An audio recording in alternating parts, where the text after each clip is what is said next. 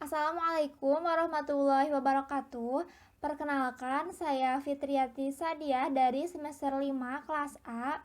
Di sini saya akan mempresentasikan hasil dari analisis jurnal yang telah dilakukan yang berjudul On-Site Monitoring Indoor Air Quality in School, a Real-World Investigation to Engage High School Science Student dari Journal of Chemical Education.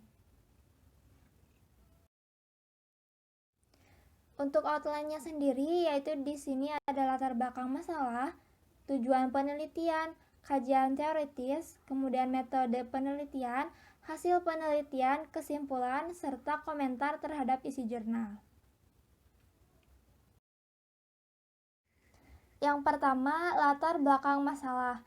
Jadi, saat ini terdapat kekhawatiran yang semakin meningkat tentang dampak kualitas udara dalam ruangan atau indoor air quality terhadap kesehatan. Nah, hal ini dapat menyebabkan kerugian jangka panjang karena kebanyakan orang menghabiskan sebagian besar waktu mereka di dalam ruangan. Tentu saja hal ini penting sekali untuk ruangan sekolah karena para siswa menghabiskan lebih dari 60% waktu mereka di dalam ruangan sekolah. Sehingga hal ini juga dapat menurunkan efisiensi proses belajar dan kinerja kognitif siswa. Oleh karena itu, untuk meningkatkan kesadaran siswa tentang kualitas udara di lingkungan tempat mereka belajar, dilakukan suatu kegiatan yang dapat difokuskan pada pemantauan kualitas udara di dalam ruangan di sekolah tempat mereka belajar. Yang selanjutnya itu tujuan penelitian. Nah, yang pertama, untuk membekali siswa dengan informasi dasar mengenai kualitas udara dalam ruangan dengan mengenalkan teknologi sensor IIQ modern yang berbiaya rendah. Kemudian yang kedua, yaitu untuk meningkatkan kesadaran tentang dampak perilaku pribadi terhadap polusi udara dan mendorong tindakan yang lebih bertanggung jawab. Selanjutnya, kajian teoritis. Nah, para siswa secara aktif terlibat dalam kegiatan belajar mengajar karena secara pribadi mereka menggunakan sensor berbiaya rendah berdasarkan sensor teknologi modern IIQ yang mampu mengumpulkan data temporal dan spasial di dalam ruangan. Nah, proyek ini juga dikembangkan sebagai bagian dari proyek Italian Educational and Research Minister, di mana proyek yang ini menghubungkan universitas dan sekolah. Nah, kolaborasi seperti ini dapat menghasilkan manfaat dalam proses belajar mengajar. Kegiatan ini mengintegrasikan pengajaran berbasis ceramah pada konsep IIQ dengan aktivitas praktik langsung sebagai pendekatan pembelajaran yang secara khusus dapat diterapkan pada kimia lingkungan. Metode penelitian. Untuk desain penelitiannya yaitu penelitian tindakan kelas atau Classroom Action Research. Kemudian variabel penelitian yang pertama, variabel bebas, yaitu teknologi modern pemantauan parameter IIQ berbiaya rendah. Untuk variabel terikatnya, yaitu kualitas udara di dalam ruangan kelas. Untuk variabel terkontrolnya, yaitu instrumen yang digunakan. Nah, subjek penelitiannya siswa dari 2 sekolah sebanyak 200 peserta. Kemudian untuk instrumen penelitiannya yaitu menggunakan instrumen pedoman observasi melalui 4 tahap. Tahap pertama yaitu presentasi di sekolah, yang kedua pemantauan parameter IIQ di ruang kelas masing-masing, kemudian pengumpulan dan analisis data oleh siswa, yang terakhir presentasi hasil akhir dari peneliti kepada para siswa. Nah, untuk teknik pengumpulan data dan analisis datanya sendiri yaitu secara kuantitatif dengan melaporkan dan menganalisis data berupa nilai sensor IIQ di ruang kelas masing-masing. Nah, setiap hari 2 siswa diminta untuk melaporkan acara kelas seperti kegiatan pembelajaran ataupun pergantian pelajaran dan juga buka tutup jendela dan pintu. Nah, para siswa diberi instruksi untuk menguraikan parameter yang digunakan untuk melaporkan evolusi temporal dari level IIQ terhadap waktu. Di akhir setiap diskusi pemantauan ini, data setiap jam dari setiap parameter IIQ akan dibagikan kepada para siswa untuk visualisasi dan penyelidikan. Hasil penelitian. Para siswa secara aktif berpartisipasi dalam diskusi dan menguraikan kesimpulan yang menarik. Hal tersebut membuktikan bahwa mereka mencapai pemahaman yang mendalam tentang karakteristik IAQ sebagai parameter yang bertanggung jawab atas polusi udara dalam ruangan.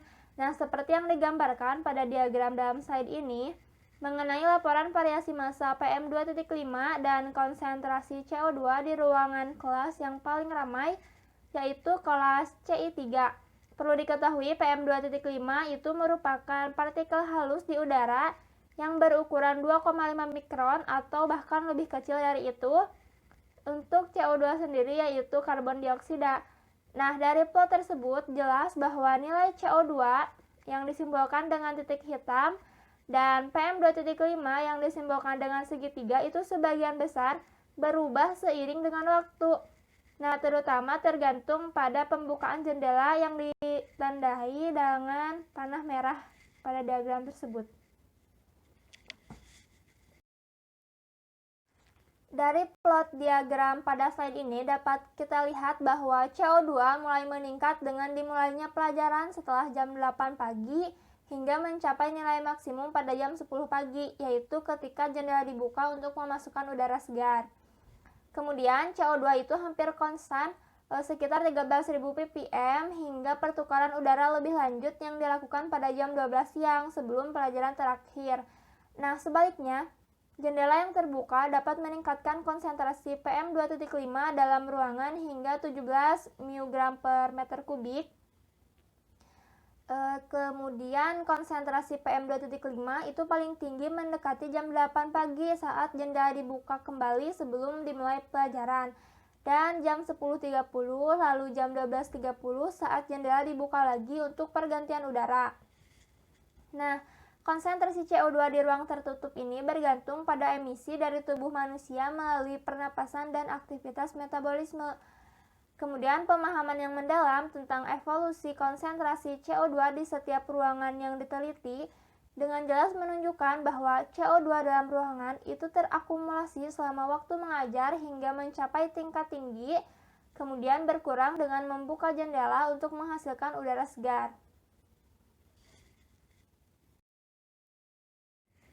Kesimpulan, hasil penelitian ini sangat dihargai dan menarik bagi para siswa, yaitu tersedianya teknologi sensor modern pemantauan IAQ yang berbiaya rendah untuk informasi kualitas udara di dalam ruangan. Nah, hasil yang diperoleh menunjukkan dua peringatan kesehatan di sekolah. Yang pertama, tingkat PM2.5 yang tinggi, dan yang kedua, tingkat CO2 yang juga tinggi, di mana keduanya ini dapat membuat kondisi kelas tidak nyaman, karena ruang kelas ini penuh dan sesak dan juga ventilasi yang tidak memadai. Kemudian, strategi yang disarankan oleh siswa terhadap polusi udara dalam ruangan yaitu dengan perilaku membuka tutup jendela dengan tepat. Nah, hal ini merupakan bukti bahwa para siswa telah memperoleh kesadaran yang baik tentang pencemaran dalam ruangan serta telah terangsang untuk berperilaku lebih sehat dan ramah lingkungan. Terakhir, komentar terhadap isi jurnal. Nah, sebenarnya isi jurnal ini sudah sangat bagus karena tahapan setiap proses penelitian ini disebutkan dengan jelas, sehingga dapat mudah dipahami. Namun, terdapat kekurangannya, yaitu tidak semua data ikut disajikan dalam jurnal ini. Jadi, terdapat data yang terpisah, seperti plot data yang disajikan hanya nilai parameter IAQ di ruangan kelas yang paling ramai, yaitu kelas CI3 saja, sedangkan kelas lainnya tidak disertakan.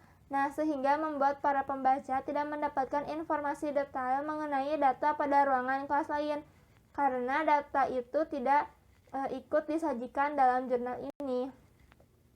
Nah, sekian presentasi dari saya, kurang lebihnya mohon maaf. Wassalamualaikum warahmatullahi wabarakatuh.